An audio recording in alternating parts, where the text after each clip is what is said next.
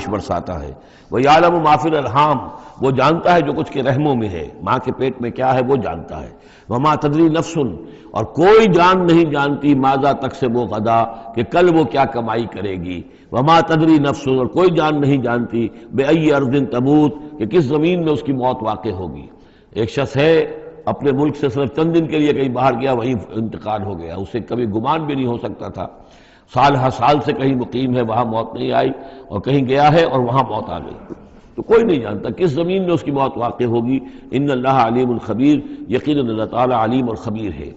یہ جو 5 چیزیں یہاں گنوائی گئی ہیں، اس میں آج کل بڑا اشکال ہے، اور لوگ کہتے ہیں کہ یہ آپ پتہ چل جاتا ہے کہ ماں کے رحم میں جو ہے، ماں کے پیٹ میں بیٹا ہے یا بیٹی ہے۔ اس کے 2 اعتبار سے اس کو سمجھ لیجئے۔ اس آیت میں 5 چیزوں کا ذکر ہے۔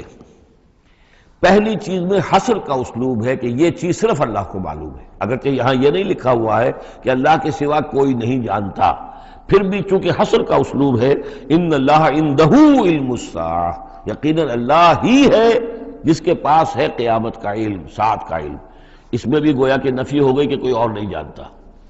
2 آخری چیزوں میں بھی آئے نفی ہے، وما تدری نفس ماذا تکسب غدا، کوئی نہیں جانتا کہ کل وہ کیا کمائے گا، اس میں بھی کیٹیگوریکل نفی ہے اس کی۔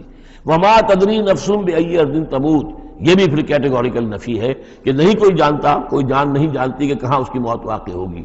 لیکن 2 چیزیں جو ہے ان میں کیٹیگوریکل ڈینائل نہیں ہے۔ وَيُنَزِّلُ الْغَيْثَ، اللہ بارش برساتا ہے، یہ کہاں لکھا؟ نہ یہاں اس حصر کا اسلوب ہے، نہ یہ لکھا ہے کہ یہ کام جو ہے صرف اللہ کرتا ہے۔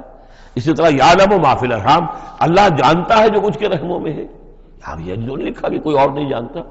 اس اعتبار سے قرآن مجید کے الفاظ جو ہیں ان کے اوپر تو اعتراض وارد ہو ہی نہیں سکتا۔ البتہ اعتراض اگر کچھ وارد ہوتا تو ایک حدیث پر ہوتا ہے۔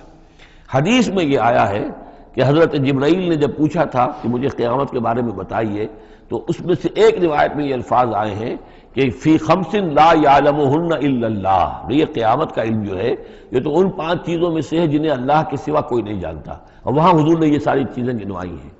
اس کا جو ہے جواب وہ یہ ہے کہ رحم میں کیا ہے اس کا صرف ایک پہلو ہمیں معلوم ہوا ہے کہ وہ بیٹا ہے یا بیٹی ہے، باقی جو کچھ ہے اس کے نہ معلوم کتنے پہلو ہیں، کتنا ذہین ہے، کس قدر فطین ہے، اس کے اندر کیا اوصاف ہے، اس میں کیا صلاحیتیں ہیں، شقی ہے یا سعید ہے، نیکوکار ہوگا بدکار ہوگا، کیا پتہ ہے، یا ہوگا یا ہوگی۔